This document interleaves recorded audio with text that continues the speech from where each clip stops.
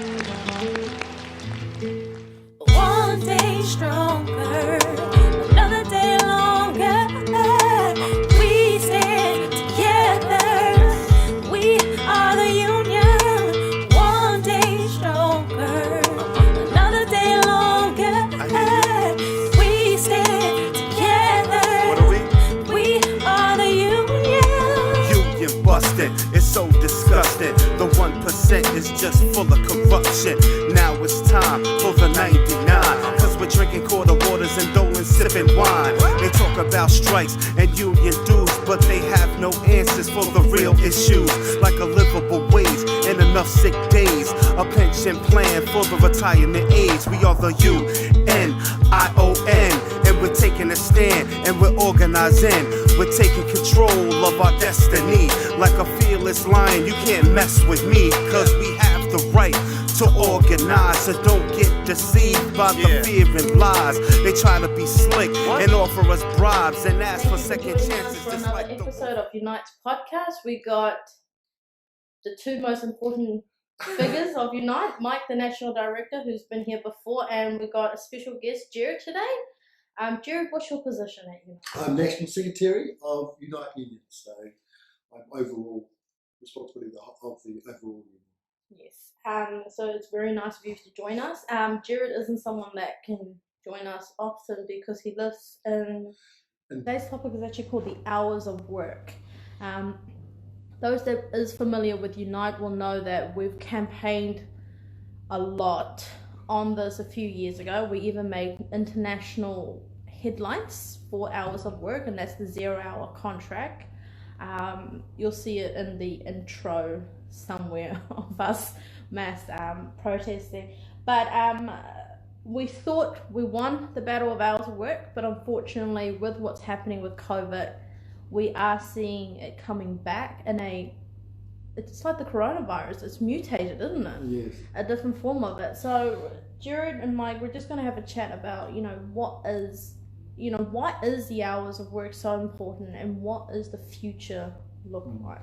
Well, just to start with is that we started on hours of work. Wages is always a focus of workers, but in the fast food industry particularly, but generally in hospitality and in lots of other areas, the hours of work, whether you get an extra 50 cents or $1 an hour extra will make a difference, but whether you get 20 hours a week or 30 hours a week or 35 makes a huge difference. Oh, for sure. And so that's what we looked at. And while many people got some often reasonably regularly, 25, 30, 35 hours, often that was completely at the manager's discretion, hence the 0 hours. Literally, you had no ability, the managers and the company had the ability.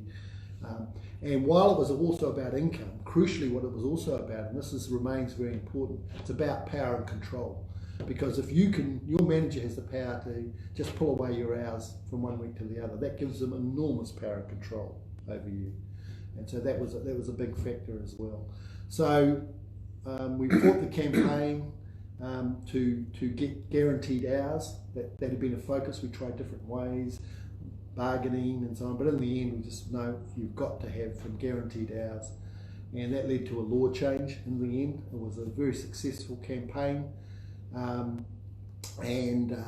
that's internationally relevant, as you've said. It's a struggle that goes on, and we had quite a bit of success within our employers, for those who didn't have it, across the fast foods.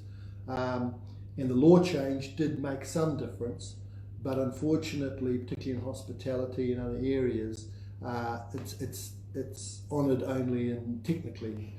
For instance, it's very common for people to have 3 hours guaranteed hours, which they have to have, but actually be working 20 or 30 hours. Although technically those workers don't have to show up for those hours, but there's all sorts of other ways employers can make them. They have to eat for a start, they have to pay the rent, so that forces people. So, but it has made a change. It's crucially important. And as you said, though, the problem with under what's happening now is where you've got redundancies and reductions of hours. What should happen is if there's reductions in hours, that's fine. If that has to happen, that has to happen. and then as the hours increase, the guaranteed hours should increase again. But what we fear, and what we think will be happening, is a lot of those hours, they won't be increased as guaranteed hours, they'll be put back as casualised hours. The workforce will be casualised. So am I allowed to talk about my ex-employer? Yeah. Am I allowed to name and shame them? So I used to work for Sky City, and when I initially got hired, I wasn't actually hired on a 0-hour contract, but it wasn't that much better off. I was hired as an 8-hour part-time contract, and we thought that this is actually how I got involved with the union, because of the 0 hours. And when we did an average calculation, in 2016 alone, I was working an average of 55 hours. 2015 or 2014, that average was even higher, but my guarantee was 8. What that means was a lot of us, and it was about, I want to say about 300 of us part-time workers on an 8-hour contract, but all of us were working up to 40 hours or even more. And what it created was a lot of fear. So you ended up doing any shift that you can get your hands on. It's thinking about it, it's almost slavery, isn't it? Well, it's, you know, when we're doing the 0-hour stuff, it was the comparison you used was the sort of images from the 1930s, where the truck would go down to the wharf, and unemployed men, they would be standing there, hop on the back of the truck, who wants to work? That was your negotiation, that was the employment agreement. You know, you get a day's work, health and safety, you know, it was non-existent, and then that's the end of the day. You know, it was literally that. Your relationship was almost on a day by day. The power was all one way. So yeah, that was right. And even though, and we have improved things, we've got bans, but what I think we've found is that even if, what I talked about before, even if workers can actually, there is a way they can individually go who have only very minimum guaranteed hours. If they could say, I'm only going to work my guaranteed hours, I'm not going to work. In practice, that's very difficult for them to do that. So we actually need a change in the law, a change in the process that links your actual hours work to your guaranteed hours. You can't get in the situation you're talking about where you're guaranteed 8, but working 40, 50 hours a week. That's ridiculous. And there should be some process. We need to improve the law, keep going, so that there is some link. And that's what we've been doing since that with our own agreements. You know, and Mike was involved in McDonald's this year, so we've made some progress on that. So you can talk a bit about that. Yeah, that's quite an important change to the McDonald's agreement. So because the virus had struck before the contract negotiations had finished, we shifted tack from our original plan to one which would allow workers to improve their guaranteed hours number over time. Because McDonald's, we felt, had done, whilst we'd got rid of 0-hour contracts and everyone had guaranteed hours, often, especially for new staff, they would only give them a small number of guaranteed hours, and that would never get reviewed. So in these negotiations, the company accepted there was a problem, and we put in a mechanism to fix it so that every time a worker leaves, that the hours that worker was working are offered to existing staff before new staff are hired. And they have an app now in which a lot of this stuff happens, rostering and so on. So it's an automatic process, not dependent on a manager's discretion. So the hours of the worker who's leaving are known. They are offered. Workers can agree to take up those hours, and they can agree to change their own working times to suit the new hours as part of that process. That should, over time, allow workers to match their preferred working time to their guaranteed working time, I think. And workers will be able to monitor it by another clause we put into the agreement, which is that the roster is on the wall, so people can see who's working what hours, and have a way of monitoring things when people leave themselves, as well as us as a union being able to monitor it. But I think it's very important victory in this year's negotiations, and very pleased to be able to achieve. It's just something we've been trying to achieve right from the very beginning. In a sense, we've always had clauses along those lines, but we just never had the mechanism for monitoring and enforcing it. So I guess the other way that workers can actually assure that their hours is guaranteed is also by education, because a lot of young workers, and this is the issue I see we face as a union, because majority of our members is actually under the age of 35, and I think about 40%, I want to say 40% of our members is actually under the age of 30, and for a lot of them it's their first job, and they might not know this. So talking to your peers and watching this podcast. Well, yeah, and just because there is a lot of deception involved though in these things. So what will happen is commonly you'll find that workers are told that when they get the job, it's your bargaining powers that they high, particularly in times of high unemployment. But they're told anyway that they'll get 20, 30 hours, and they will be given 20 to 30 hours. But what they sign on the dotted line, unless they go through the 15 pages and actually make sure, what they'll find is that their guaranteed hours are 3 or 8 or 10, and they don't realise the significance of that number. So there's a lot of deliberate deception on their part. And so what they'll find is they'll be merrily going along, not realising, and then a few months later or a year later even suddenly bang. And they go, well, hold on, you told me. And have a look at your contract, it only says 8 hours. So there's a lot of ways that push back on that.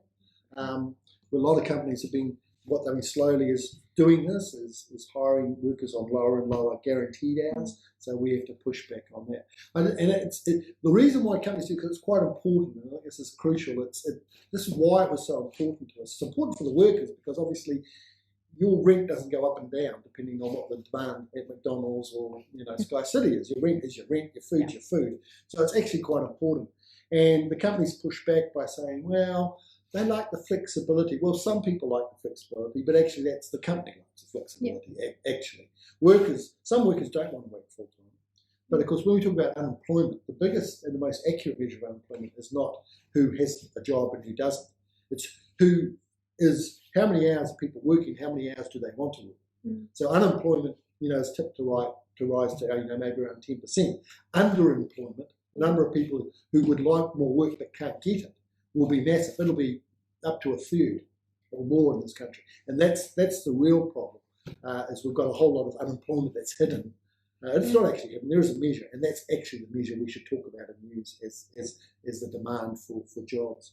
So I guess that brings them to today's topic and links with what's happening globally is that in the past 3-4 weeks, I lost count how many weeks we've been doing this, is that we've been seeing a lot of restructures is happening in these companies. Today, the Sky City's last day, they're going to have, 500 to 700 people that's going to be unemployed as of 5 o'clock today. And that's a scary thought because that's a big company that employs, they claim up to 3,000 employees. That's a lot of people that's going to be unemployed. So I guess what is the problem you see us facing with these mass unemployments? Well, what it was is like Sky City is a good example. They will recover, maybe not to where they were, but they will recover. But it will take a couple of years, given the tourism. So what will happen? We've got a whole lot of workers who've lost their job altogether, and then slowly demand will pick up again. Right now, what should happen is the first thing is the existing workers there who had their hours cut back or want work should get given the work. That's the first thing that should happen. But it should be a guarantee. Yes, but there's no guarantee that they will even be offered those jobs those hours for a start. So that's the first thing. The danger is that there'll be a whole lot of new part-time people with very low minimum guarantee. The second thing is that new people employed shouldn't be employed for 3 people on 8 hours, minimum 8 hours. It should be 1 person on minimum 24 hours with the option of going to 40 hours. That's what should happen. So that's what is likely to end up with a whole lot of more new workers on very minimum guaranteed hours or no guaranteed hours, casualised, and those, because what you've got is you create a pool of people who are fighting for the hours. It's like the guy down at the wharf, How do you get the wages down? Well, there's 40 of you, I've only got 10 jobs. So you made trouble yesterday. You complained that you didn't have any health and safety, so you're not getting a job, and you complained that your wages went high. Well, you're not getting a job. So it's the same thing. What happens? You've got a pool of workers. They're all desperate for hours, and that can be used control, keep wages, suppress wages, keep people from making any complaints about anything at all or improving their wages and conditions. So that's the fear of what will happen. And that's really important. And the power and control is one thing. But the other thing is, why this is such an important issue is, for any business, almost any business, your labour costs are around, 70% is typical, 80, sometimes go to 80%. So your labour costs are 80%. The deal used to be this, an old style 1950s, 60s capitalism was this, 70s, was that you turn up for work, they employ you for 40 hours or 20, whatever it is, all right? And you get paid no matter what. The only situation you wouldn't get paid is if the whole thing goes bust and it's made redundant. Okay? So the risk is on the risk is with the employer. That's right. It's called capitalism. The reason why they say they take all the profits and they get more money is because they take the risk. That's okay. We can argue about that, and the people have for we'll have another centuries. session on capitalism. Right. But okay, at least there's some logic to that. What happened in the 80s and 90s, right, is that risk got turned to the workers in those industries, right? Because if you've got a tap which you can turn on and off anytime you like, you can literally turn the tap on and off. 70% of your costs, and there's no risk to it. If demand goes down, you just turn the tap off. The risk is with the worker. These low-paid, casualised workers are actually taking the risk. Okay, and the extreme example, because that's some way good to look at extremes. The really someone in the US, they didn't implement it, but they came up with the idea. They're taking it to the extreme, right? And what they wanted to build a very flash. This is for a KFC.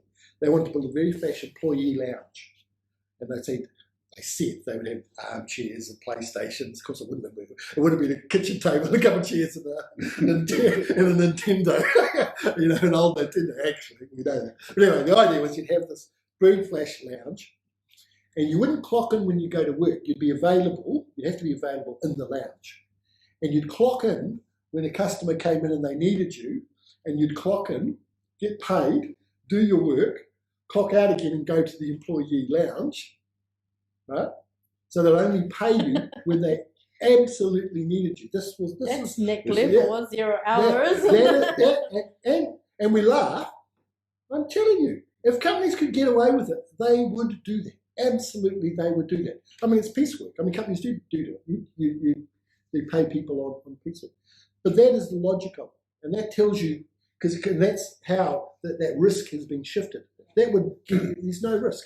All they have to do is keep paying the rent and the power, and there's they've eliminated risk. If there's a bad day, you don't lose money because the employees lose the money. So that's why it's so important, and equally why it's so important for employees, because who can live like that? Yeah. It's not like your rent goes, oh, look, we didn't sell much chicken today, so your rent's hard. No, it doesn't mean that. And as the employment grew in New Zealand through the 90s into the 2000s, and unemployment began dropping significantly.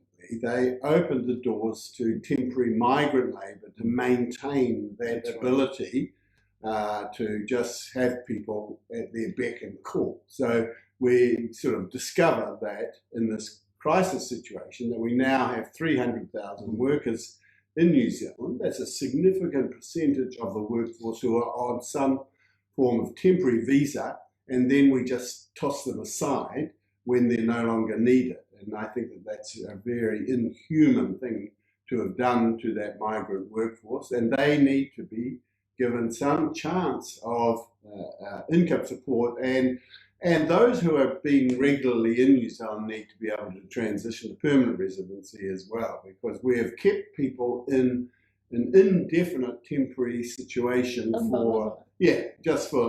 and taken advantage of them. And it's okay in the good times, so-called, maybe, when this labour is desperately sort of needed and people are able to sort of renew their visas. But now we have a situation where people who have made their lives here are being told that they don't have any rights at all. I don't think that that's acceptable. Well, actually, that's actually on my list of stuff that we're going to talk about in the future, and hopefully we can invite someone from the Migrant Workers Association to talk about that issue. But I just want to rewind back a bit to casual workforce, because I'm hearing a lot of that word being thrown around, and it took me a few years to actually understand what is casualization, like the actual casual contract, and how it is actually. People don't realize is that their casual contract is probably very, very unlawful, and they could actually be on a variation of a 0-hour contract. Now, Mike and I, we did this negotiation back in, I think, 2017 for the Knowledge Warehouse. They are they're not telemarketers, they're research people who make you fill out surveys. And on their papers, they're actually saying everyone is casuals. But when we actually did the homework, all of the people there were on a 0-hour contract. Now, we managed to do a little bit of movement on them to give them some type of guaranteed hours. But I don't think a lot of people, and these are people who've been union for, Susan was in the union since the 60s and the 70s. And you have people working there for 10 years and stuff, and they don't understand the difference. Can you guys just... Most people, often people are on what is called a casual contract, which says that, we will offer you work when it's available and you can accept that work if you want it. And in theory, a casual agreement should be a daily offer of work and a daily acceptance of work, and they have a right not to offer and a right not to accept.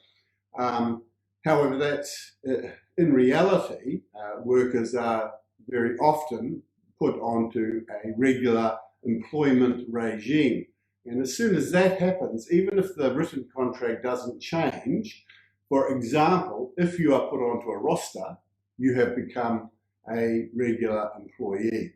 Unless it's a specified short-term contract. But wouldn't it be a fixed-term contract? Yeah, if it was a fixed-term contract, that would be slightly different, but different rules around that.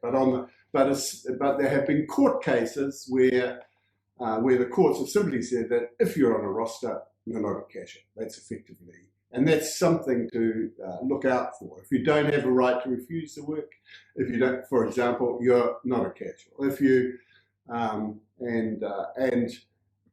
you can get the benefits that you should have got backdated to when as soon as you started to be put on the roster, for example. So you should have benefits of annual leave. If that's been paid to you weekly or daily, then the annual leave benefits can be backdated. I did a case for a worker at Sky City where they got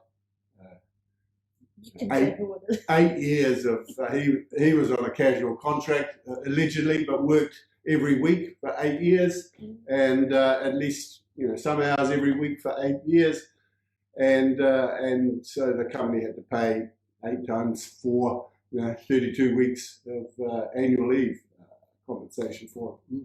That's and I even though he'd been paid the 8% on top. Well, that's their problem for breaching the contract. But what we're actually seeing is, and this is happening in cinema, and I wish Hannah was actually here to talk about it, is that a lot of cinemas is going through, one major cinema chain is going through restructure. I'm not sure what's happening with the other one.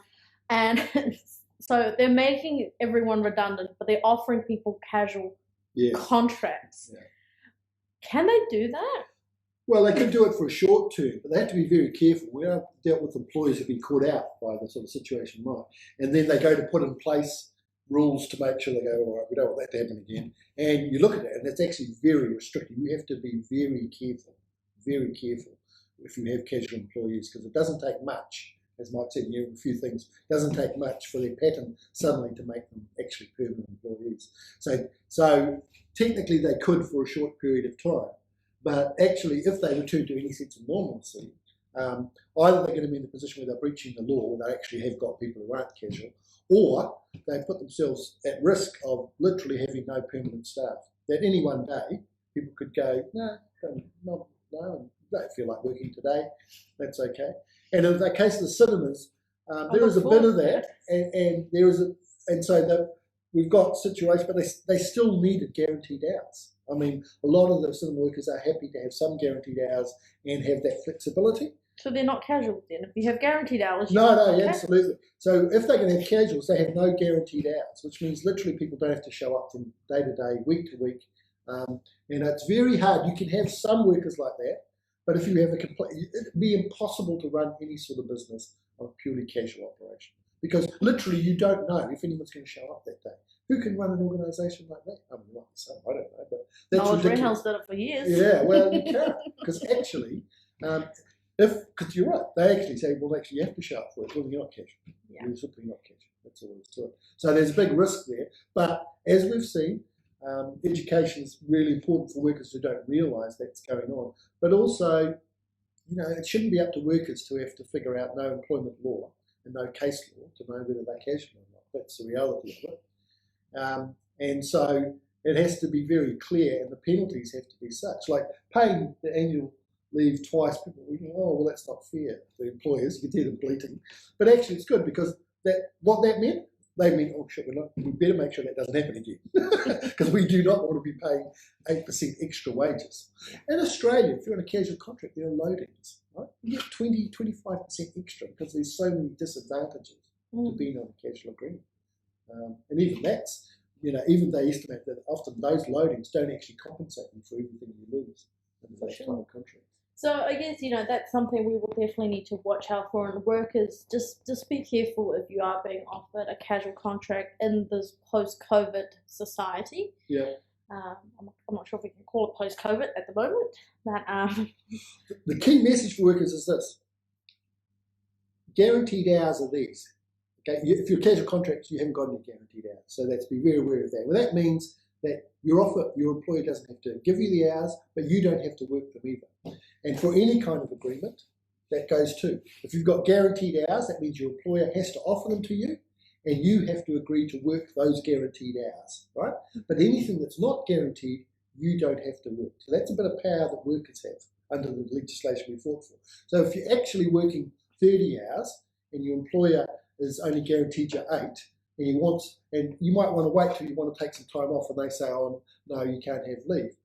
Well, what you could do is say, well, actually, I only have to work 8 hours this week. I don't have to work the other 20, so I will take it off. And then they start. And then you can go, if you want me to work 30 hours, then you guarantee them. That's the power. But that's the thing. It's, you know, it's all good in practice and stuff, and we talk about this, but a lot of workers are afraid to tell their managers, now, you're my boss. I can tell you, if you ask me to work, I don't know, 2 o'clock in the morning, I can tell you, no, Jared, I'm going to sleep. But not everyone is in the position that we're in that can tell their managers, I'm not going to work, I've only guaranteed 8. Now, I'm someone who's actually suffered the consequences of that by telling my manager, no, I'm not going to work. What can workers do? I guess the first question is, what can't an employer do if it's outside of my guaranteed hours? They can't make you to work. They can't force you to work. Can they discipline you? No, they can't discipline And you. they definitely can't fire you. They definitely can't fire you. You have to show up. You have to do your guaranteed hours, because that's the only obligation they have to you. So that's the power. Don't be bullied or intimidated. If you feel your guaranteed hours are too low, right, then the easiest way is to have a conversation with your employer. Say, look, these are too low. I'm actually working more and more hours, you know, I simply won't. I don't want to work those hours. Or I won't. You don't even say I'm not going to work. You say, look, I know that I might not be available for those hours. So if you want me to be available for all those hours, you need to guarantee them. It's as simple as that. That's the conversation. You don't even have to not to work them. Simply point out to the employer that you're aware of your rights. But here's the other side to it, and Sky City has made this argument to me, and quite a few other companies made this over the years, is that, oh, this is just a short boom. Like, this is Christmas, and all of a sudden we have all these people coming in. What can you do then? Because you know, between the quiet period, you are still working a significant amount of hours. Well, that's I mean, and it made some industries like a boom bust. Although I'm on the advisory group for the tourism industry and hospitality industry, and you know, there's been a lot of discussion, and there'll be more discussion now because they're frustrated about the quality of workers, the turnover. And my point was, of course, yes, because you're offering a lot of hours at one time of the year, and then you sack them all, and you know, or you reduce their hours. Yeah. Because they get plenty of skilled, you know, smart people through. the problem is not that they haven't got the people coming in. The problem is they can't keep them because people go, well, actually, I need a job. I need a job. For sure. Pays is 52 weeks a job. So I think actually they are now thinking about it. I think the tourism industry and the horticulture, they're all thinking about it now. Is this is a real problem, particularly what the tap to the cheap overseas labour might be turned up, which is a big factor in horticulture and in tourism particularly. It's okay if we are going to have to convince we don't have that cheap labour, easy pliable labour for migrant workers. Okay, how are we going to get Kiwis to take these jobs? How are we going to get people, permanent residents, to take these jobs? And the big thing is not so much the wages, but it's that secured hours right thing. So they're going to have to think. I think that's what's going to have to happen. Think about how can we create a job. And some of them are coming up with ideas because they always talk about training and skills. And I said, well, in the downtime, training workers. That's the obvious one. And the government, there's lots of support now for extra training. So I think that's where the government can come in too. How do we create real jobs, right, that are more productive? Because that's the other thing, we have to raise our productivity. So there's some opportunities there to create real jobs. Think about how we can, rather than having boom bust, how can we smooth that out? And I think that's going to happen anyway. Let's face it. So all the training now, all the training for apprenticeships and skills up in all of the sectors that are we're going to require labour is all going to be free for those who are doing it. But in addition, employers are being massively subsidised to take on these trainees. So there's going to be $16,000 available over the first 2 years of an apprenticeship's engagement. And so there's almost no risk now to employers to do the training that's required, and they should be encouraged and forced to if needs be. And that's a good example, because traditionally what you do, you'd have your apprenticeship and they'll be working 3 days and they'll be training the other 2 days. Or we could restructure it so that they're working 5 days during the busy time and they're studying full time during the downtime. There's lots of ways we can do that, but that's the challenge. And what's good is that the employers, or the more savvy ones, are figuring out they can't keep on doing what they're doing. Fortunately, not all the employers. No, but as I said, the cheap labour tap is going to be turned off. The minimum wage is going up. They complain about the minimum wage going up. Well, actually, it's not a problem if productivity goes up too. But to get productivity, you need training, you need commitment, you need experienced and skilled workers. This turnover, this casualisation, actually has a tremendously corrosive effect on productivity. For sure. Every time you get a new worker, every time you have a worker who's not committed, who's they won't invest in training. Get monkey, Yeah, exactly. And I think, just that we're on the time, we're cutting a bit close to our time. Obviously, there's a lot more that we can talk about. Firstly, I'm someone who doesn't understand how capitalists work. It makes no logical sense to me. But unfortunately, we still live in a capitalist society, and that's how a lot of employers think when it comes to hiring and offering jobs to workers. And like you said, the whole risk factor. It's a very imbalanced risk that employees have to now take instead of employers. And one thing that, as a union organizer, and seeing this, is that workers needs to be very careful out there during this post-COVID, is that you make sure that you have a guaranteed hours and you are not bullied into taking on additional work if you are not available for it. Yeah, it's very important that when you start a job or when you agree to a change in the hours, what's really important, is don't listen to what they say. Read what they've written down and what you sign. Because even though technically what they tell you is a contract, to prove it is extremely difficult. Sure. Whereas what's written and what you sign. So that's one message, absolutely. Read it. If you don't understand it, take some time, get someone else to read it, take advice on it. Because what you sign is actually what you're committing to. That's the first thing. And also, I think the other thing is that worker needs to realise is that cheap market that Mike was talking about, that's cut off. A lot of people think this is a time where there's going to be not enough job and too many workers, but the reality is it still could be a balance if workers know what to look out for out there.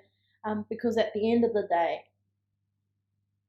a company needs a worker for it to function, for it to go on. So your employers will need you to get the money.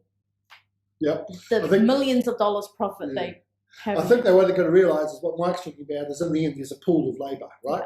And they want that to be as flexible as possible. So you've got migrant workers, you've got workers with unemployed workers, you've also got, crucially, and the biggest pool of labour is actually workers who want more work, but aren't, who have part-time jobs but haven't enough work. So this is all one big pool of labour, And I think what we know about capitalism is that in the end, they'll try and figure out one way or another. So if the less migrant workers available, what they'll be doing is how can we create a bigger pool internally? So casualising is a way to do that. So previously you had a pool of labour which had some more guaranteed hours. If you laid them off and you replace them with casualised workers, then you've created a pool of labour. Yeah, it's not unusual for people to have 2-3 jobs. For sure. So. Look, just be careful out there in a post-COVID world, and we've got to end this podcast today. But I wouldn't mind coming back to this topic, maybe part of in the future if you guys like to hear this. Thank you everyone for watching. Thank you, Jared, for being here. We do have a few more topics. I'm going to thank Mike because he's here in the office all the time, and we'll see more of him in our podcast. So I will post up a few more topics on our Facebook and our other social medias of what we're going to be talking about in the podcast. Let me know what you guys want to hear first. We will try not to pre-record any topics. However, there may be some topics that will need to be pre-recorded. But we might put those on as a special edition or something like that. So thank you very much, and we'll see you hopefully in July, Jared. Yeah. All right. All right. Sweet. Look at that. Bye-bye. Excellent. Well done. Good job. You can't mess with me, cause we have the right to organize. So don't get deceived by the fear and lies. They try to be slick and offer us bribes and ask for second chances, just like the wolf cries. One day stronger, another day longer. We stand together. We are the union. One day stronger, another day longer. We stand together. We are the union. Communication workers, one day longer, one day stronger. We bargain together, more strength in numbers, true solidarity. This is my family, this is our destiny. Voted on the 26th in the month of January. We made history, we achieved victory. Special thanks to Joe Biden in DC, Al Sharpton, Bertha Lewis, Hakeem Jeffries. We occupy Wall Street. We are the 99% of the workers who trying to live right. So we formed a committee, Thursdays with the red team, showing strong unity. This is now reality. CWA, I'm not going away. That's the slogan I say when they try to put fear in me. CWA, red band on the right hand, 1109 UNION. One day stronger, another day longer. We stand together. We are the union. One day stronger, another day longer. We stand together. We are the union. I'll be a pain in the colon for your boy Jimmy Dolan. His pockets are swollen, reaping what my labor's sowing. We face irregularities with solidarity, collectively bargaining to gain some clarity. We're living in poverty, it's really bothering me. We're going to the table to end this policy. United we stand, divided we beg. I'm just a finger in the fist over your head. Check it, here I stand like MLK, like Harriet Tubman in the slavery days. Here I stand with the underground movement, going against currents, fighting for improvement. This how we do it, making all the sacrifice, living in darkness. We finally see the light. CWA, we have overcome. Divided we beg, together we bargain. United we stand, divided we beg. We are the union. United we stand, divided we beg. We are the union. United we stand, divided we beg. We are the union. United we stand, divided we beg. We are the union. The church. My respect, my dignity. We are the union. Oh, if God is my witness, we are the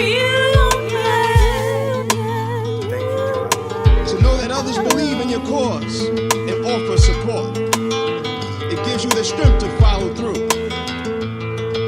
Despite harassment and intimidation, they heard you in Brooklyn